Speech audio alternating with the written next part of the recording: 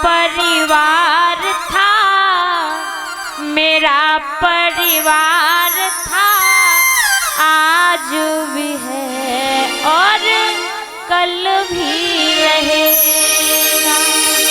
मेरा घर चलाने वाला तू ही दातार था, तू ही दातार था, आज भी है और कल भी रहेगा।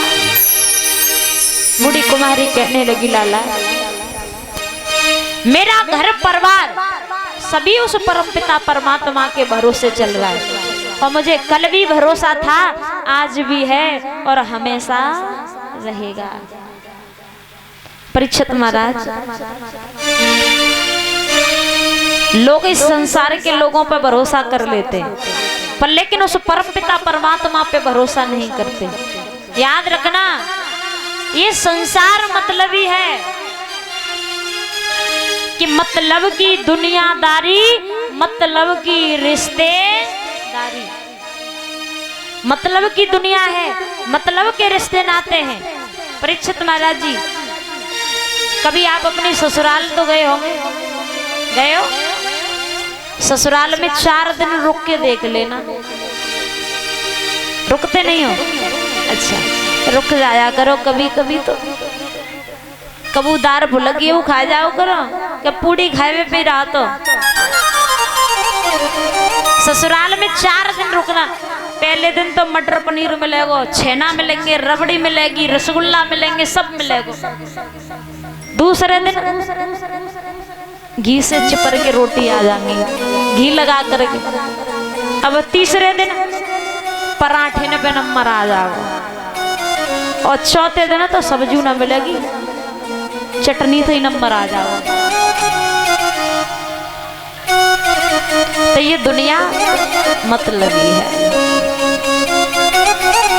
कि मतलब की दुनियादारी, मतलब की रिश्तेदारी, कि कर ले हर से प्यार नहीं पछताएगा, झूठा है संसार के धोखा खाएगा। ये संसार झूठा है, अगर इस झूठे संसार में पड़े रहोगे तो जीवन भर धोखा खाते रहोगे। भरोसा करना है तो उस परम पिता परमात्मा पे करो। सारी दुनिया भरोसा तोड़ सकती है, पर लेकिन वो ऊपर वाला, वो परम पिता परमात्मा कभी भरोसा तोड़ने वाला नहीं है। बोले बाकी बिहारी लाल की। तो परीक्षित महाराज, प्रहलाद कहने लगा, हे बुढ़िया, तुझे अपने भगवान पे ज्यादा भरोसा है। मैं अभी तो जा रहा हूँ और सुबह होते ही आऊंगा। अगर ये बिल्ली के बच्चे नहीं बचे तो मैं तुझे अपने पिता से कह करके फांसी पे चढ़वा दूंगा। प्रहलाद चला गया। वो कुमारी पूरी रात रोती रही, पूरी रात रोती रही, भगवान से प्रार्थना करती रही कि हे प्रभु, इन बिल्ली के बच्चों की जान बचा लेना। अगर ये बिल्ली के बच्चे नहीं बचे तो वो प्रहलाद ना तुम्हें जीवित छोड़ेगा, उसका पिता तुम्हारे पीछे पड़ा हुआ है, वो तुम्हारा बैरी है, तुम्हें मारने के लिए तुम्हारे पीछे पड़ा है, ना मुझे जीवित छोड़ेगा। प्रभु, मेरी हंसी नहीं, इसमें तुम्हारी हंसी हो जाएगी। भगवान के भक्तों की हंसी बहुत होती है। परीक्षित महाराज देखो, हंसी नरसिंह जी की हुई। नरसिंह ने क्या क्या किया? जब अपनी बेटी रामा का विवाह किया तो सब कुछ दान कर दिया, जितना भी उनके पास में था सब कुछ दान कर दिया, अब कुछ नहीं बचा। नरसिंह जी बथुआ तोड़ के लाते थे और बिना नमक के बना के खाते थे। अब रामा के घर में उनका बेटी जो थी उनका विवाह था, बेटी का विवाह, और उनके सास ससुर ने 1 मन धनिया, 100 मन मिर्च, सलबट्टा, फलाना दिखाना बहुत सारा लिख दिया, भेज दिया नरसिंह जी के पास में। नाई ठाकुर गया, भगवान कन्हैया रास्ते में ही मिल गए, भगवान कन्हैया को पता था कि अगर ये नाई ठाकुर नरसी के घर तक पहुंच गया तो उसके घर खिलाने के लिए कुछ नहीं है। तो भगवान कन्हैया ने 56 प्रकार का भोजन नाई ठाकुर को खिलाया था। ये बात नरसी को पता भी नहीं पड़ी। नरसी जी संत ब्राह्मणों के साथ में टूटी सी गाड़ी लेकर के पहुंचे और गाड़ी रुक गई। नरसी जी पुकारने लगे कि रेत गाड़ी अड़ी मुँह पे विपता पड़ी, बंसी वाले सावरिया शरण हम तुम्हारे। हे कन्हैया, मेरी रेत में गाड़ी अड़ गई है। तो भगवान कन्हैया अब जब भजन करते ना साधु संत तो आंखें बंद कर लेते, नेत्र बंद कर लेते। और जो नरसी जी के साथ में जो संत थे सभी ने आंखें बंद कर ली और भगवान को पुकारने लगे। और जब भगवान को पुकारने लगे उतने में क्या हुआ कि भगवान आए और गाड़ी को ठीक कर दिया, रेत में से गाड़ी निकल गई। बोलिए गोविंद भगवान की। नरसी जी जब रामा के घर पहुंचे परीक्षित महाराज जी,